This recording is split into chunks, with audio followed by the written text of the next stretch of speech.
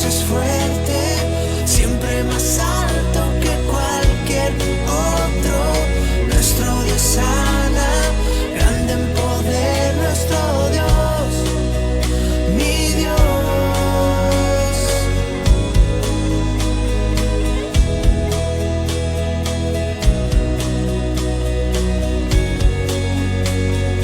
Brillas en la oscuridad, de lo vil nos levantas, nadie como tú, no lo hay. Mi Dios es grande, mi Dios es fuerte, siempre más alto que cualquier otro. Nuestro Dios sana, grande en poder, nuestro Dios, mi Dios. Mi Dios es grande, mi Dios es fuerte, siempre más alto que cualquier otro. Nuestro Dios sana. Buenas noches, hermanos. Damos gracias a Dios porque nos da la oportunidad de reunirnos en este momento para celebrar nuestro culto alusivo a la Semana Santa. Gracias a Dios porque podemos disponer de este momento para estar en comunión con nuestro Señor. Recordemos que el día de hoy y el día de mañana solamente hay transmisión vía Facebook para nuestros hermanos de aquí de la iglesia Getsemaní. El miércoles ya estaremos nuevamente con cultos presenciales. Mientras tanto, les invito para que todos allá en casa sigan esta transmisión con orden, con alegría, con gozo, porque venimos a darle toda la honra y la gloria a nuestro Señor. Voy a invitarles para que, como parte del llamamiento a la adoración, escuchemos en silencio, y voy a invitarles para que inclinen su rostro y pongamos atención al preludio que va a estar a cargo de nuestro hermano Daniel Gómez Hernández, ministro de música de nuestra iglesia. Les invito pues a que oremos.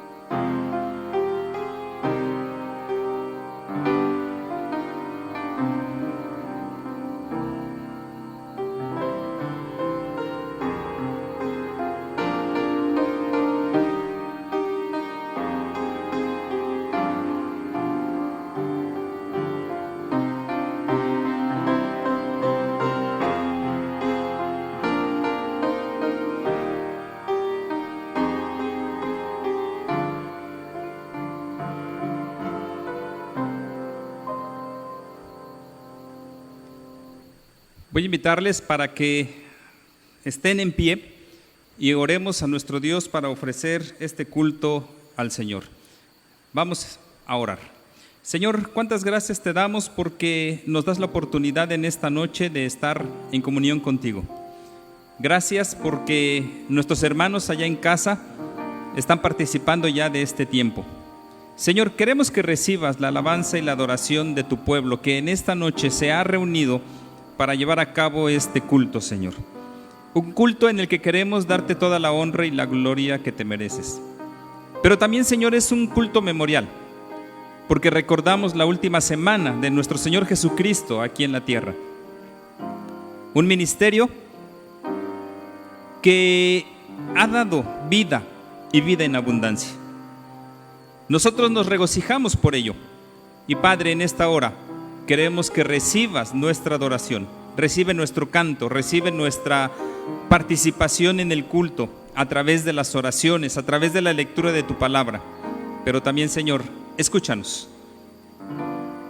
Y sobre todo, háblanos a través de esta palabra.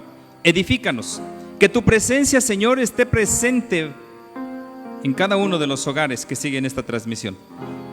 Recibe pues la honra y la gloria, pues solamente tú eres merecedor de ella. Te lo pedimos en el nombre de nuestro Señor y Salvador Jesucristo. Amén. Siguiendo en pie, hermanos, ahí ustedes en casa, vamos a abrir nuestros himnarios para cantar el himno número 2. Himno número 2, solo a Dios la gloria.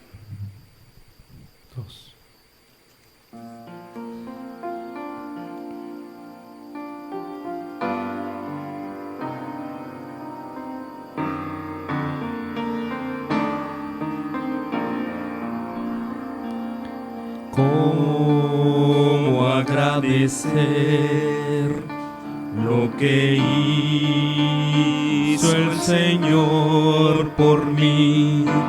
Que sin merecer derramó su sangre carmesí. Un coro de 1.000.000 de ángeles no expresará mi gratitud, pues lo que soy y un día anhelo ser, lo debo todo a Él. A Dios sea la gloria, a Dios sea la gloria, a Dios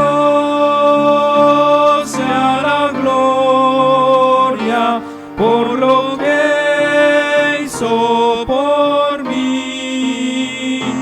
Con su sangre me ha salvado, su poder me ha sanado.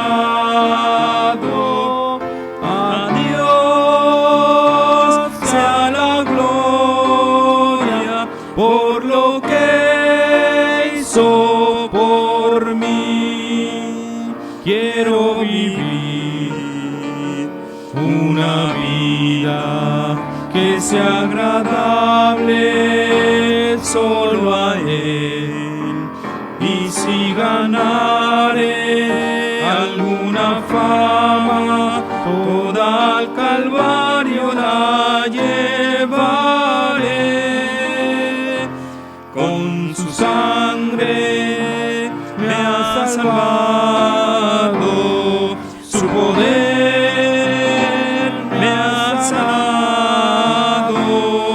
A Dios sea la gloria por lo que hizo por mí.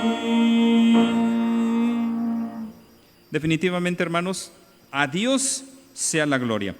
Y como parte nuevamente del llamamiento a la adoración, voy a invitarles para que vayamos a la Biblia, al segundo libro de Crónicas, capítulo número 5, los versículos 11 al 13, como parte del llamamiento a la adoración. Segundo libro de Crónicas, capítulo 5, versículos 11 al 13.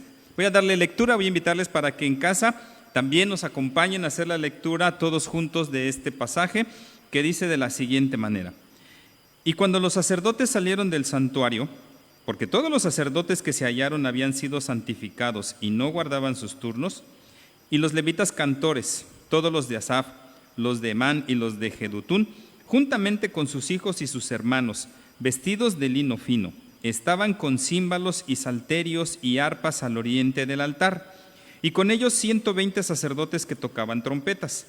Cuando sonaban pues las trompetas y cantaban todos a una para alabar y dar gracias a Jehová, y a medida que alzaban la voz con trompetas y címbalos y otros instrumentos de música y alababan a Jehová diciendo: porque Él es bueno, porque para siempre es su misericordia. Entonces la casa se llenó de una nube, la casa de Jehová. Y como dice aquí, hermanos, porque Él es bueno, porque su misericordia es para siempre. Así cantaban. Vamos a seguir cantando. Es un tiempo de alabanza, un tiempo de adoración a nuestro Señor. Vamos a hacerlo con el himno número 150. Himno número 150.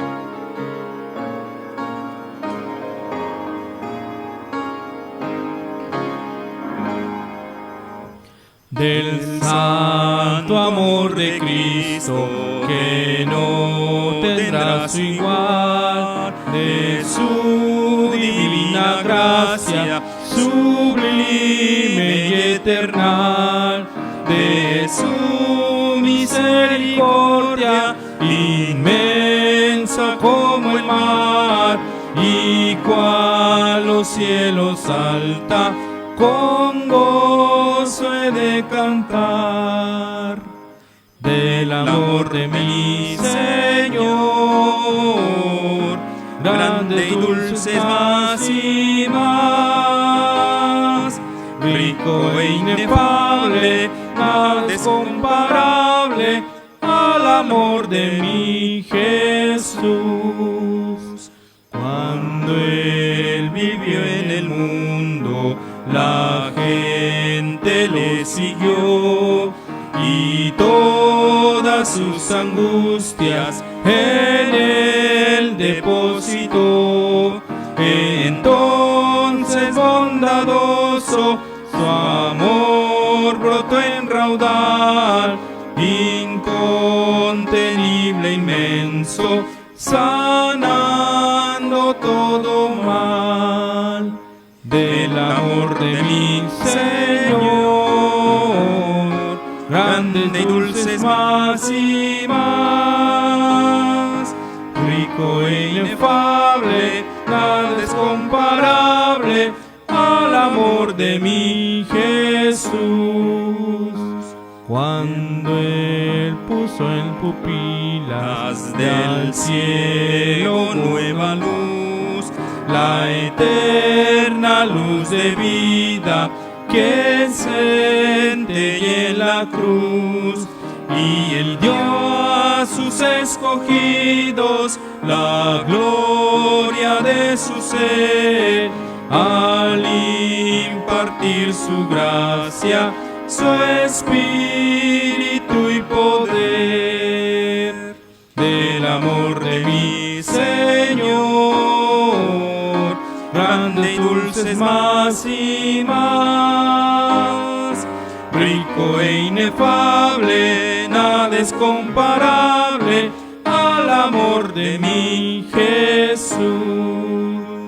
Su amor por las edades del mundo es el fanal que marca esplendoroso la senda del ideal, y el paso de los años lo hará más dulce y más precioso al darle al alma su incomparable paz.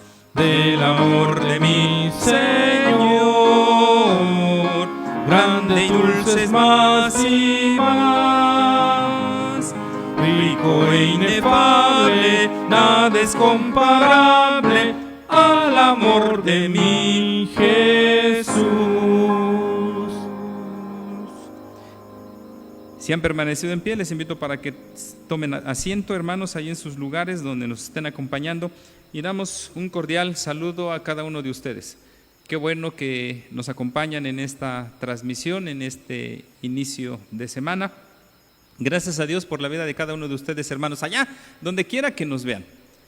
Ahorita estamos viendo aquí que desde el Estado de México nos están siguiendo, aquí los hermanos nuestros de la iglesia que también están acompañándonos en la celebración de este culto. Un culto de celebración con gozo, porque en esta última semana del Señor Jesús hemos podido ver la manifestación más esplendorosa de su amor. Por lo tanto, hermanos, sean bienvenidos a este tiempo, gócense, alégrense por este tiempo que vamos a pasar. Donde quiera que estén, les enviamos un saludo cordial, esperando que el Señor les bendiga y sea con cada uno de ustedes. Bien, ahora es el tiempo, hermanos, en que volvamos a la palabra de nuestro Dios, y lo vamos a hacer primeramente en el Antiguo Testamento, en el libro de Isaías, capítulo número 5. Isaías, capítulo número 5, de los versículos 1 al 6. Voy a invitarles para que hagamos esta lectura. Yo la voy a realizar, ustedes sigan con su vista. Isaías 5, del 1 al 6. Dice así la palabra de nuestro Dios. Ahora cantaré por mi amado el cantar de mi amado a su viña. Tenía mi amado una viña en una ladera fértil. La había cercado y despedregado y plantado de vides escogidas. Había edificado en medio de ella una torre y hecho también en ella un lagar. Y esperaba que diese uvas, y dio uvas silvestres. Ahora pues, vecinos de Jerusalén y varones de Judá, juzgad ahora entre mí y mi viña. ¿Qué más se podía hacer a mi viña que yo no haya hecho en ella? ¿Cómo, esperando yo que diese uvas, ha dado uvas silvestres? Os mostraré pues ahora lo que haré yo a mi viña. Le quitaré su vallado y será consumida. Aportillaré su cerca y será hollada. Haré que quede desierta, no será podada ni cavada, y crecerán el cardo y los espinos, y aún a las nubes mandaré que no derramen lluvia sobre ella. Ahora les invito para que vayamos al Nuevo Testamento, al Evangelio de Marcos, capítulo número 11, versículos 12 al 19. Evangelio de Marcos, capítulo número 11, versículos 12 al 19. Dice así la palabra de nuestro Dios. Al día siguiente, cuando salieron de Betania, tuvo hambre, y viendo de lejos una higuera que tenía hojas, fue a ver si tal vez hallaba en ella algo. Pero cuando llegó a ella, nada halló sino hojas, pues no era tiempo de higos. Entonces Jesús dijo a la higuera: nunca más coma nadie fruto de ti. Y lo oyeron sus discípulos. Vinieron pues a Jerusalén, y entrando Jesús en el templo, comenzó a echar fuera a los que vendían y compraban en el templo, y volcó las mesas de los cambistas y las sillas de los que vendían palomas. Y no consentía que nadie atravesase el templo llevando utensilio alguno. Y les enseñaba diciendo: ¿no está escrito, mi casa será llamada casa de oración para todas las naciones? Mas vosotros la habéis hecho cueva de ladrones. Y lo oyeron los escribas y los principales sacerdotes, y buscaban cómo matarle, porque le tenían miedo, por cuanto todo el pueblo estaba admirado de su doctrina. Pero al llegar la noche, Jesús salió de la ciudad. Voy a invitarles para que oremos. Vamos a pedir la dirección de nuestro Dios. Señor, te damos gracias por la oportunidad que nos das en esta noche de venir y estar celebrando este tiempo. Un tiempo, Padre, donde recordamos los últimos días de vida de nuestro Señor Jesucristo. Pero también es un tiempo para celebrar, porque a través no solamente de lo que realizó en esta semana, sino de toda su vida y sobre todo de su sacrificio en la cruz del Calvario, nosotros ahora podemos disfrutar de la vida eterna. Y Señor, en este momento queremos suplicar la dirección de tu Santo Espíritu para la reflexión de esta noche. Bendícenos, háblanos, y que todo, Señor, sea primero para la honra y la gloria de tu nombre, pero también para edificación de nuestras vidas. Te lo rogamos en el nombre de nuestro Señor y Salvador Jesucristo. Amén. Siguiendo con la historia que nos presenta, en este caso, el evangelista Marcos, hay que recordar que dice ahí en el versículo número 12, al día siguiente. Cronológicamente, entonces, estamos en acontecimientos que se desarrollaron el día lunes. El día anterior, como lo vimos ayer, el Señor Jesús llegó a Jerusalén. Y dice en el versículo número 11, entró Jesús en Jerusalén y en el templo, y habiendo mirado alrededor todas las cosas, como ya anochecía, se fue a Betania con los 12. Y fíjense, hermanos, lo que encontramos aquí. El Señor Jesús observa todo lo que está pasando ahí en el templo. Marcos en ese momento no nos está señalando qué fue lo que observó Jesús. Eso lo va a desarrollar al día siguiente, con lo que hemos leído del relato. Y seguramente, hermanos, que hubo muchas cosas que le desagradaron, pero no era el momento. Aquí vamos viendo, hermanos, cómo Dios va cumpliendo su voluntad a través de Jesús. No era el momento de actuar. ¿Por qué? Porque lo que había acontecido, la llegada de Jesús y el recibimiento que le da la gente. ¿Qué es lo que hace? Después de eso dice ahí que se va a Betania. Posiblemente se fue a la casa de Lázaro, Marta y María, donde pasó la noche. Y al día siguiente, como dice aquí, volvió a Jerusalén con la clara intención, ahora sí, de expresar su total desaprobación sobre la forma en que los líderes de Israel habían convertido la casa de su padre en una cueva de ladrones. Claro, eso nosotros lo podemos ahorita afirmar sin acercarnos al texto porque ya lo sabemos por la distancia que tenemos. Ahora, Aquí nos vamos a encontrar con una circunstancia, hermanos, que el relato de la purificación del templo, como se puede vislumbrar ahí, está en medio de dos relatos que se relacionan al mismo evento: la historia de la maldición de la higuera estéril. Este milagro, hermanos, bajo la perspectiva de Marcos, es el último que va a plantear. Claro, viene la resurrección, pero en cuestión de lo que Jesús desarrolla en su ministerio, va a ser el último. Pero va a ser muy diferente a todo lo que habíamos visto hasta ahora de Jesús. ¿Por qué? Porque Jesús normalmente todo lo que hizo llevó la finalidad de bendecir y dar vida. Y hay que recordar, hermanos, todos y cada uno de los milagros de Jesús. Sanó a los enfermos, ahí está, dando vida, siendo de bendición para los demás. Sacando a los demonios de la gente, igual, siendo de bendición para la gente. Dando de comer a los que le seguían, igual fue de bendición. Pero hermanos, este milagro es un milagro donde Jesús utiliza su poder para destruir y para maldecir.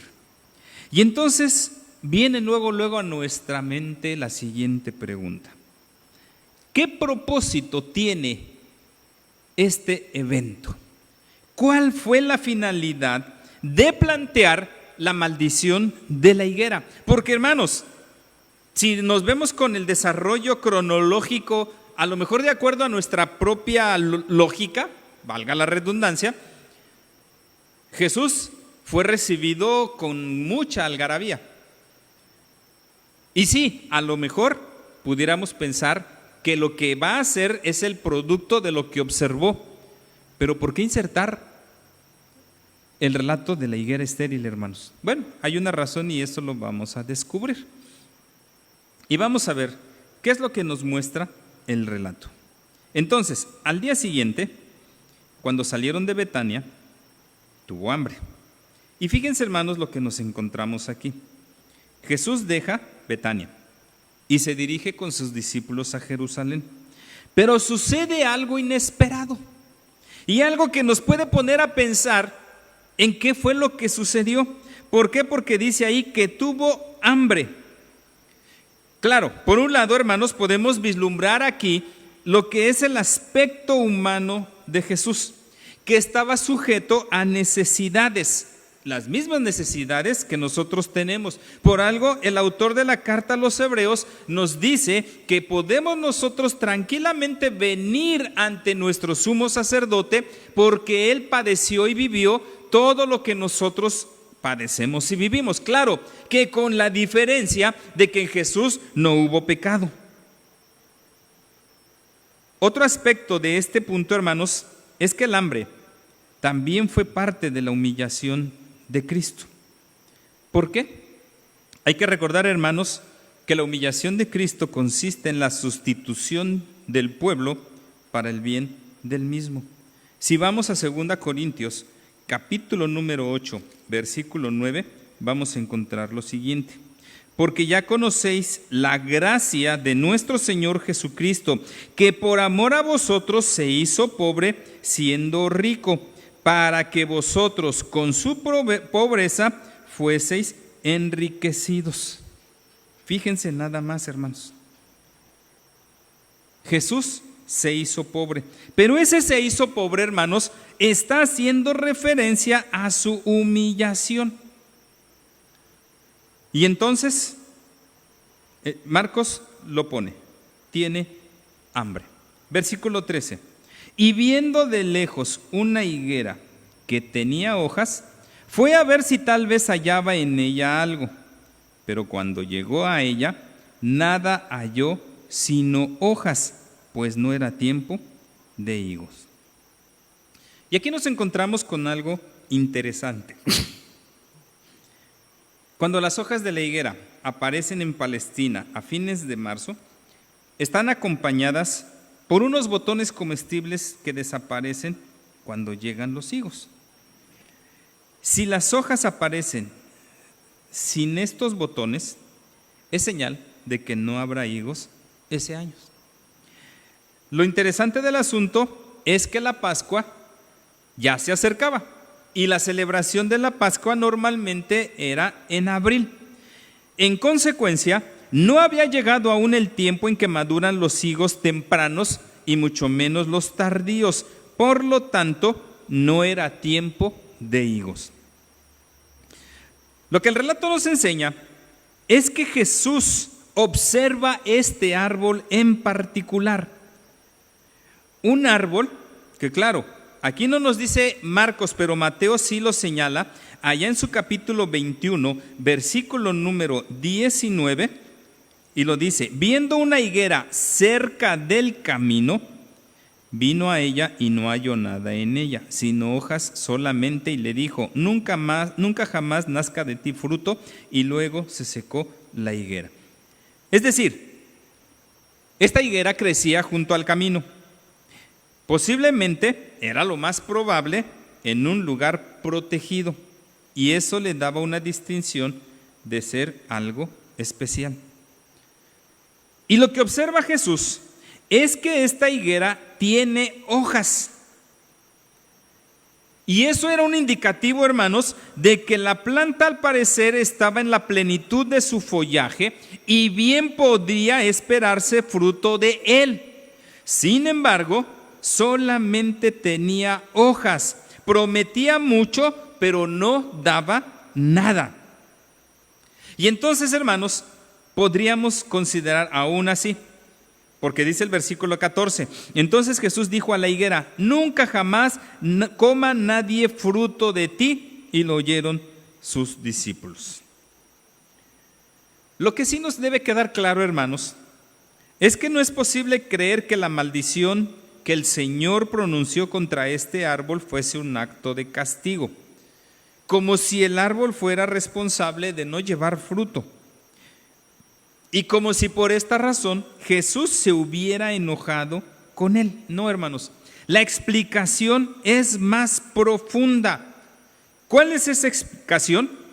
Bueno, este árbol, que pudiéramos hablar, tendría una manifestación pretenciosa porque había hojas.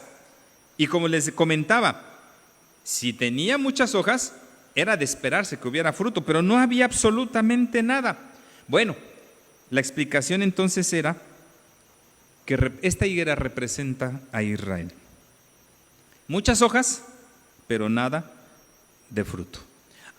Ahora, ¿en qué representa a Israel esta higuera? En 4 aspectos, hermanos. 1, su destacada situación, según vemos en su larga historia. Y el pueblo de Israel, hermanos, tuvo momentos de gloria, tuvo momentos sublimes, pero también tuvo fracasos. Entonces se destaca la situación.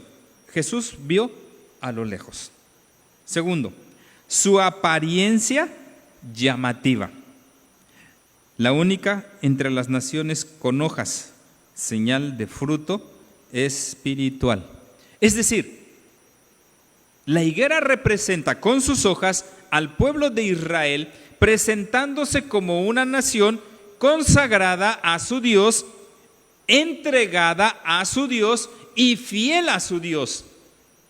Pero la realidad, hermanos, es que en ellos solamente era una señal externa. ¿Por qué? Porque en tercer lugar, como consecuencia de ello, existe la esterilidad en la planta. Solamente hojas. Y en el pueblo de Israel había ceremonia y tradición sin realidad interior. Hay que recordar, hermanos, cuántas ocasiones el Señor le dijo a su pueblo: este pueblo de labios me honra, pero su corazón está muy lejos de mí. Digámoslo así, en la forma exterior, sí, todo eran ceremonias, todo era consagración aparente, todo era entrega, pero por dentro la situación era delicada y complicada. Simple y sencillamente hay que recordar lo que plantea Isaías en el capítulo número 1, Cuando el Señor le dice al pueblo de Israel: cansado estoy de sus holocaustos, de sus ofrendas, del convocar asambleas, ya no lo puede soportar mi alma. ¿Por qué? Porque se han olvidado de la justicia, se han olvidado de velar por los pobres, por los huérfanos, por las viudas, por los ancianos. Inclusive sus manos están llenas de sangre. Y la descripción es trágica para el pueblo de Israel ahí en Isaías. Desde la planta del pie hasta la cabeza son hinchazón y podrida llaga. Por eso, la representación de la higuera va en este sentido con Israel. Y por último, hermanos, el destino fulminante que tiene el pueblo.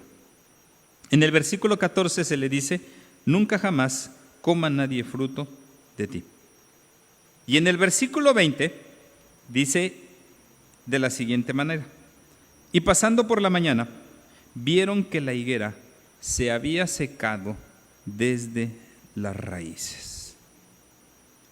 Es decir, que el pueblo de Israel, como lo sabemos, en el año 70 sufrió una derrota terrible. La ciudad de Jerusalén fue destruida. El Señor Jesús lo profetizó. En el Antiguo Testamento también se profetizó.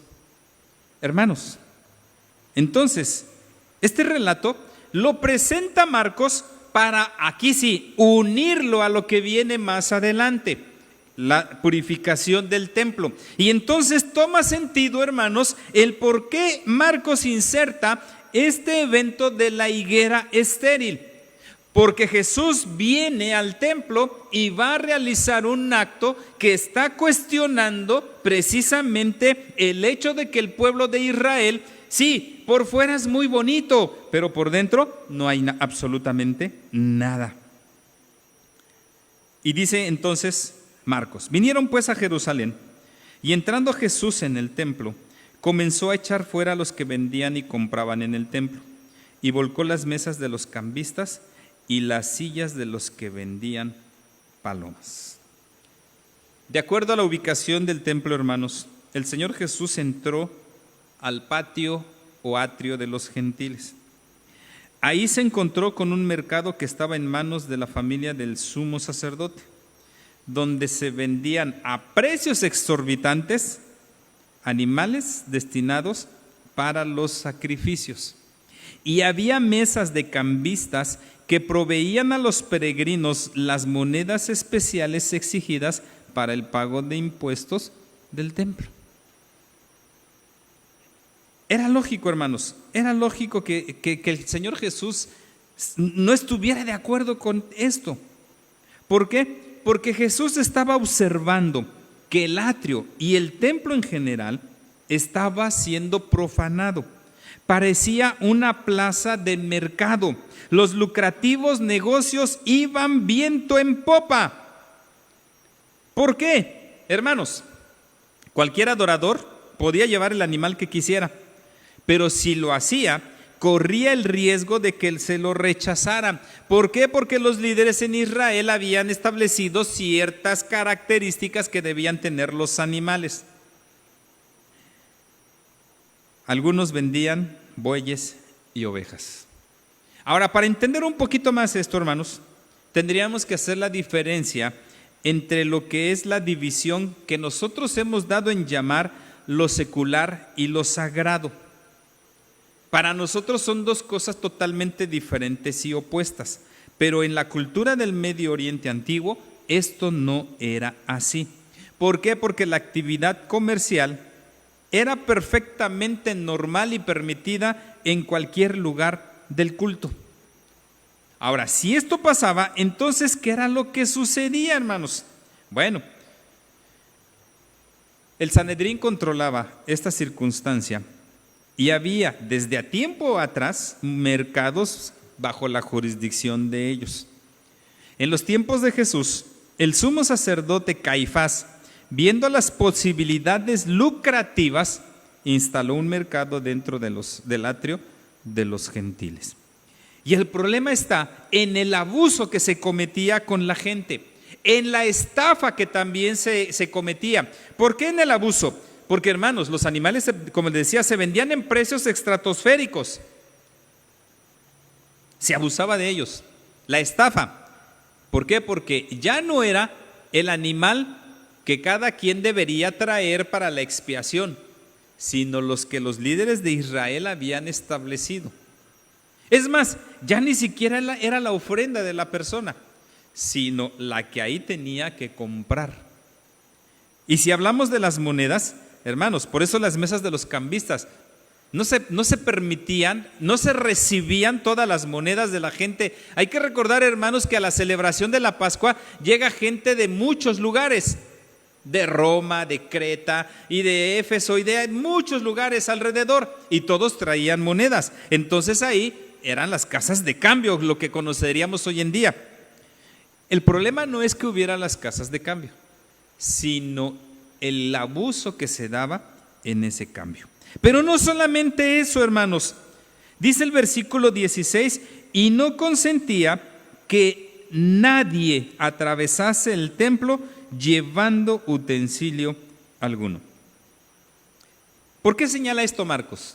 Bueno, porque las puertas del templo estaban localizadas de tal forma que se hacía muy fácil y conveniente usar el templo como atajo para acortar el camino. Por ejemplo, para ir entre la ciudad y el Monte de los Olivos y no dar toda la vuelta para cruzar la zona del templo, bueno, se utilizaba el templo para pasar por ahí. Y entonces lo que Jesús ve es que por comodidad la gente y cualquier tipo de gente transportaba todo tipo de vasijas, inclusive objetos que se usaban con propósitos profanos a través del templo y por lo tanto lo envilecía. Y entonces eso lleva a que Jesús no consienta lo que está sucediendo. Entonces vean, por un lado es el hecho de decir que no debería haber la situación mercantil en el templo. Pero por otro lado, el no permitir que se utilizara el templo para que cualquier persona pasara. Es como si nosotros, hermanos, tuviéramos aquí acceso a la Primera Sur y la gente pudiera entrar y pasar y trajera sus cosas. No nos iba a gustar, hermanos, que sucediera eso. Y vamos a ser celosos de nuestro templo. Claro, en aquel entonces no era así. ¿Por qué, hermanos? Porque seguramente los líderes en Israel, hasta ténganlo por seguro, cobraban lo que nosotros conocemos peaje. Es decir, para que puedas pasar, cáete con tu cooperación.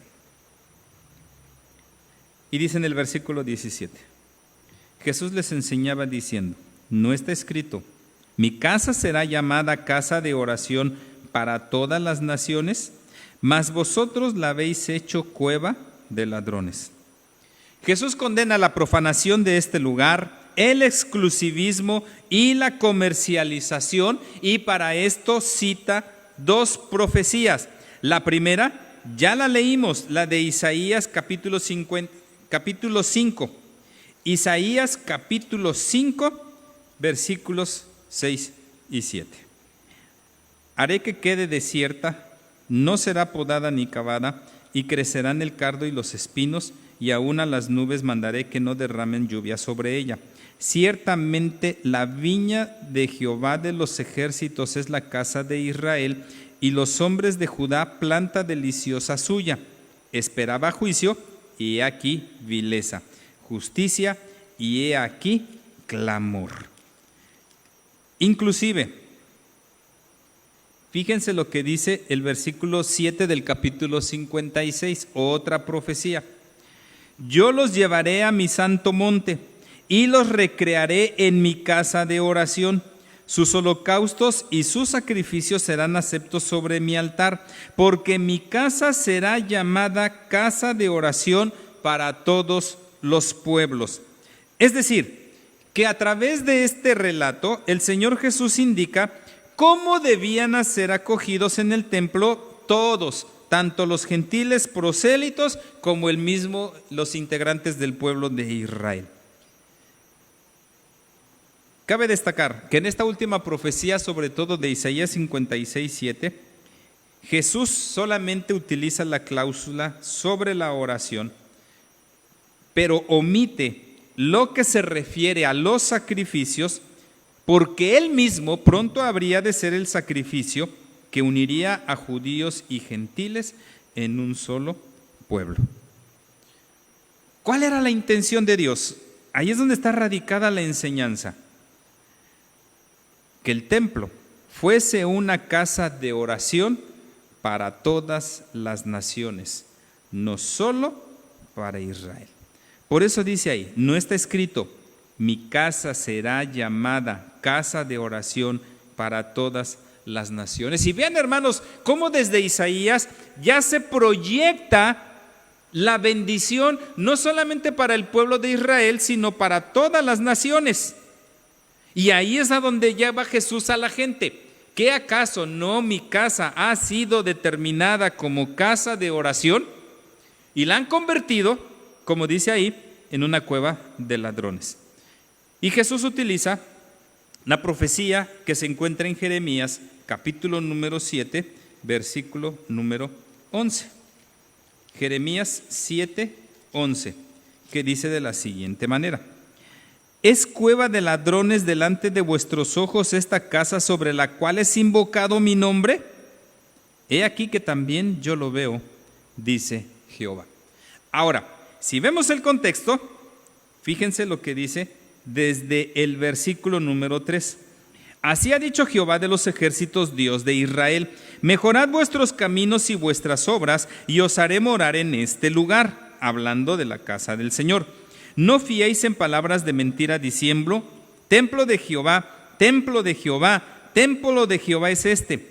Pero si mejorareis cumplidamente vuestros caminos y vuestras obras, si con verdad hiciereis justicia entre el hombre y su prójimo, y no oprimiereis al extranjero, al huérfano y a la viuda, ni en este lugar derramareis la sangre inocente, ni anduviereis en pos de dioses ajenos para mal vuestro, os haré morar en este lugar, en la tierra que di a vuestros padres para siempre.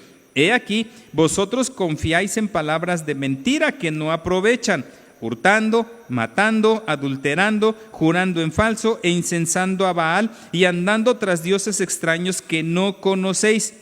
Vendréis y os pondréis delante de mí en esta casa sobre la cual es invocado mi nombre y diréis, librados somos para seguir haciendo todas estas abominaciones. Es cueva de ladrones delante de vuestros ojos esta casa sobre la cual es invocado mi nombre.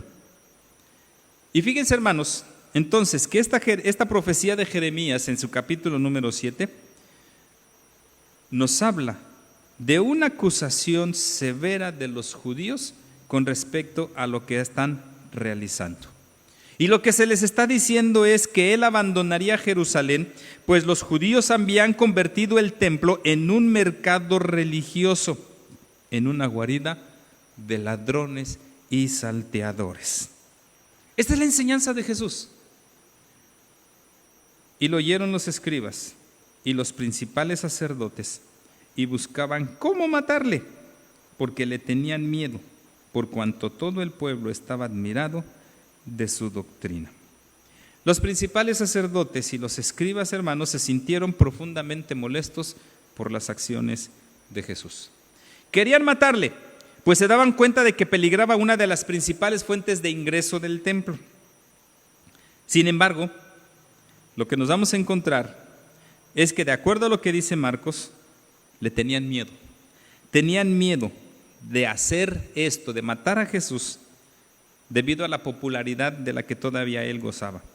¿Y cómo sabemos?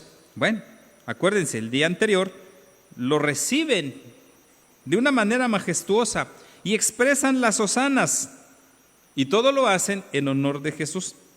Pero también, hermanos, lo hacen a raíz del asombro de la gente por causa de su enseñanza, tanto en Jerusalén como en Galilea.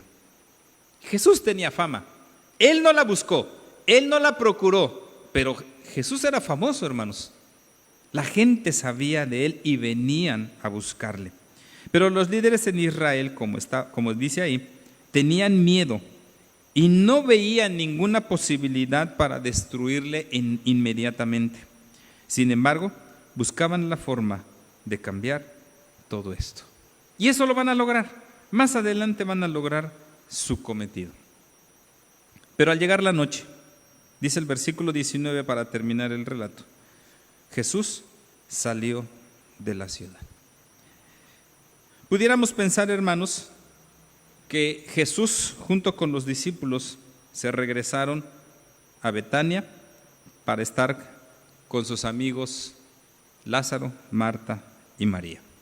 Otra posibilidad es pasar la noche bajo las estrellas en la aldea o cerca de ella, tal vez en una ladera del Monte de los Olivos. ¿Por qué? Porque Jesús también lo llegó a hacer.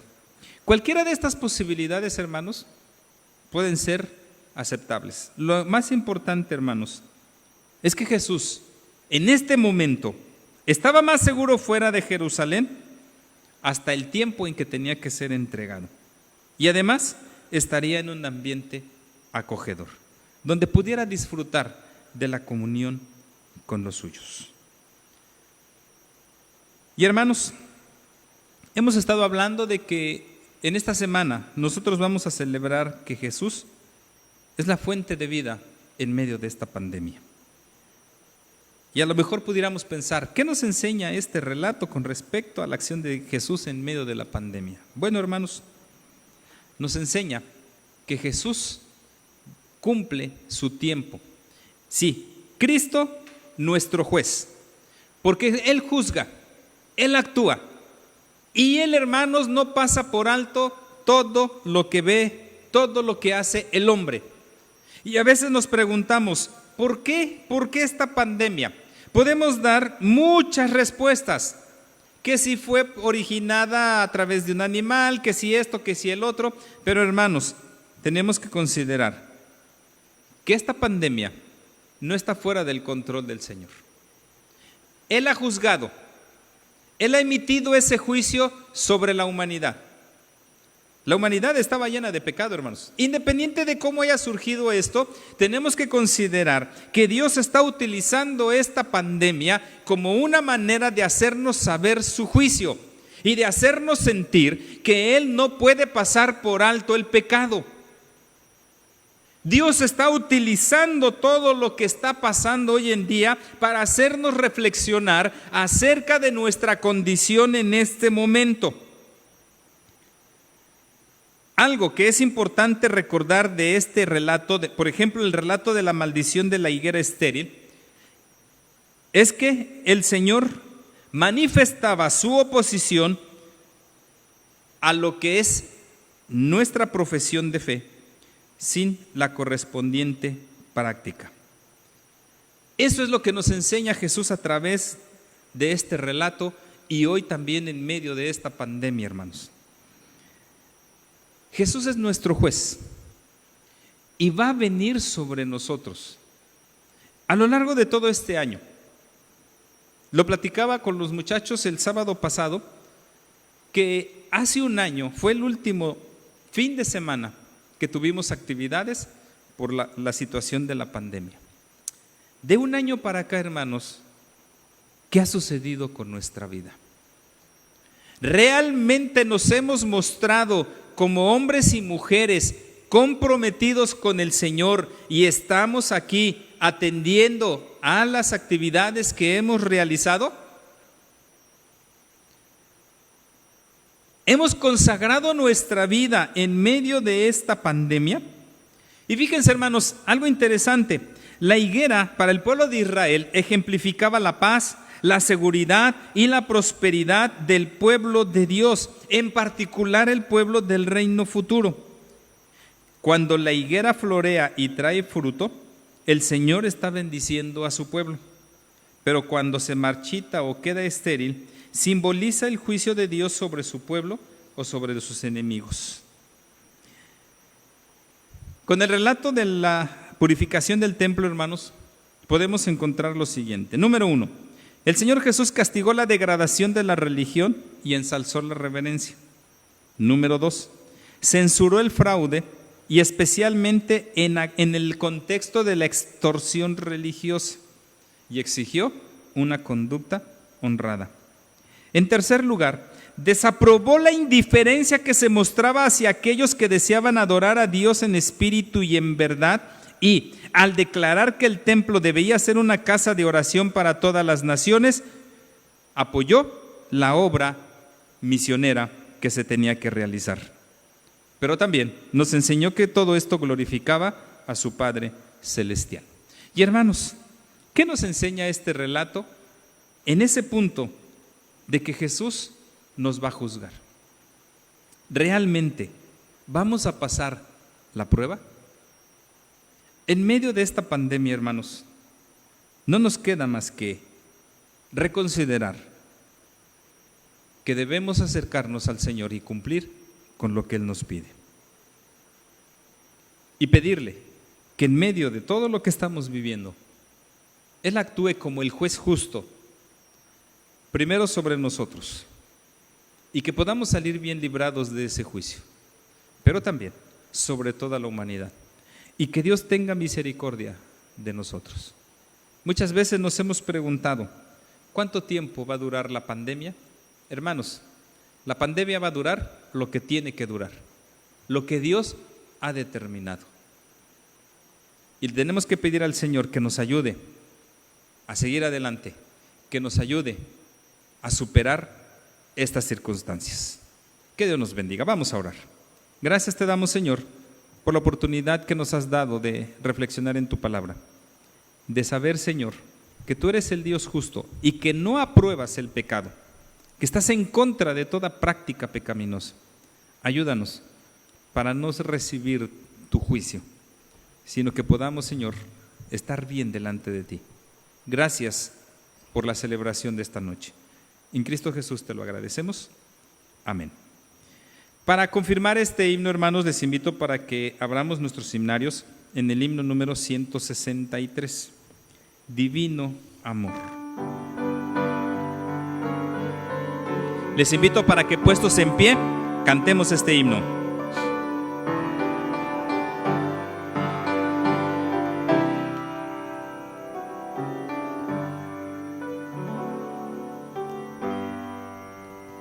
En una cruz de cruel dolor, pendiente a Cristo contemplé, perdido entonces me miré.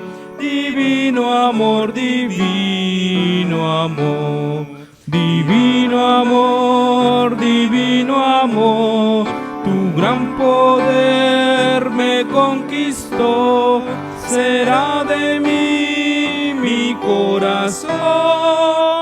Divino amor, divino amor, tú me miraste, buen Señor, ardiendo en santa compasión, tu acento fue de salvación.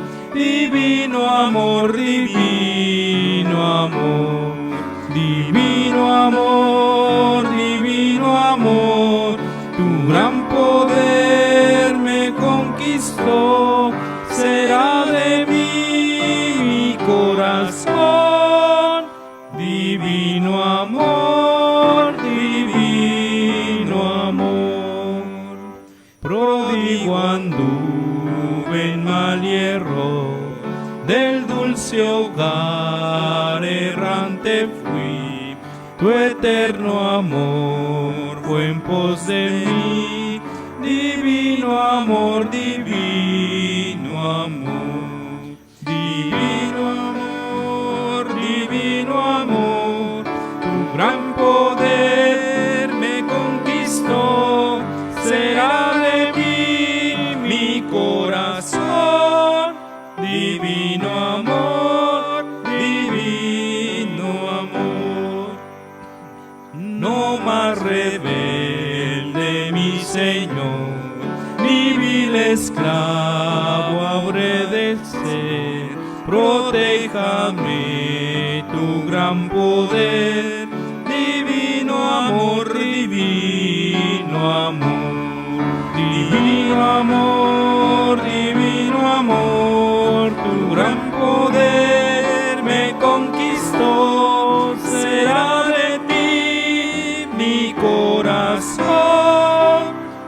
divino amor, divino amor. Voy a invitarles para que nos despidamos, no sin antes invitarles para que puedan tener un momento para recoger sus ofrendas ahí en casa y que el miércoles los que puedan, los que vayan a venir las traigan. Recordemos que tenemos que apoyar la obra de nuestro Señor. Vamos a terminar nuestro culto con una oración. Tenemos la bendición apostólica y después, sentados, escuchamos el posludio y posteriormente los avisos. Señor, te damos la honra y la gloria porque nos has permitido tener este tiempo. Un tiempo en el que hemos apartado para estar en comunión contigo. Gracias, porque sabemos, Señor, que nos has permitido estar en tu presencia. Tenemos ese privilegio de que donde estén 2 o 3 reunidos en tu nombre, ahí estarás tú en medio de ellos, Señor. Y así hemos creído que has estado en cada uno de los hogares que en esta noche se han unido para celebrar este tiempo de alabanza y adoración a tu nombre. Quédate con cada uno de nuestros hermanos, dirígeles y ayúdales, Señor, para que cada día podamos todos dar un buen testimonio de ti, pero también cumplir con tu voluntad. Y ahora, mis amados hermanos, que la gracia de nuestro Señor Jesucristo, el amor de Dios nuestro Padre y la comunión con su Santo Espíritu sea con todos nosotros, con nuestros familiares presentes y ausentes, y con todo el pueblo de Dios esparcido en el mundo, desde ahora y hasta el día de la eternidad. Amén. Tomen asiento y vamos a escuchar en silencio y en actitud de oración el posludio.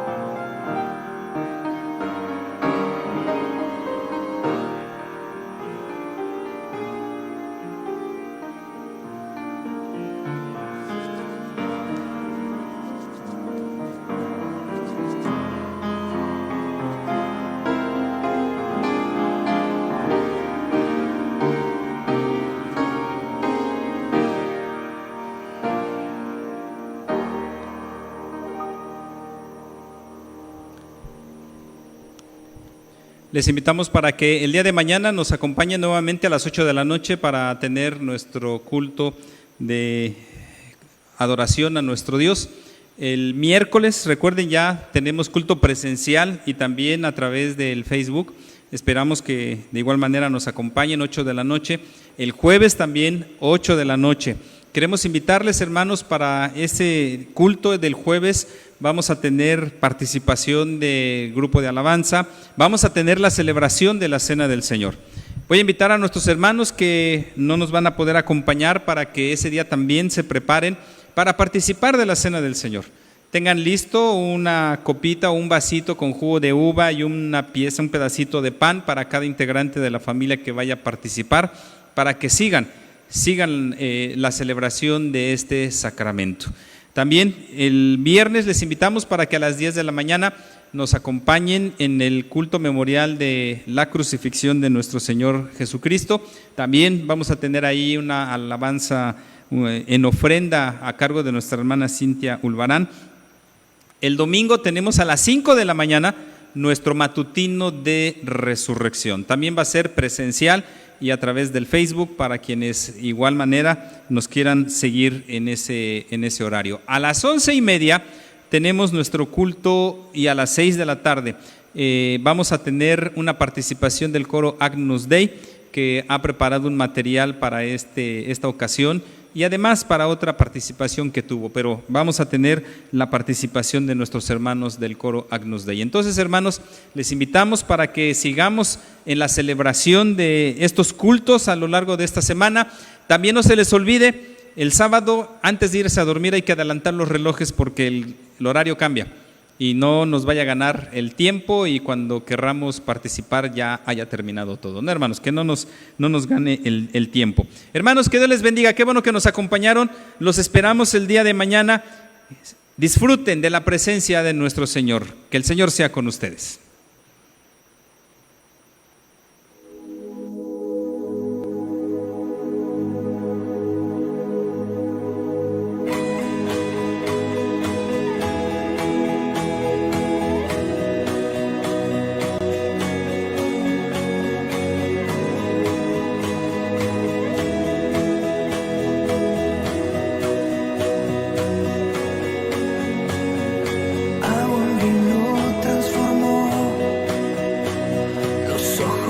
Ciegos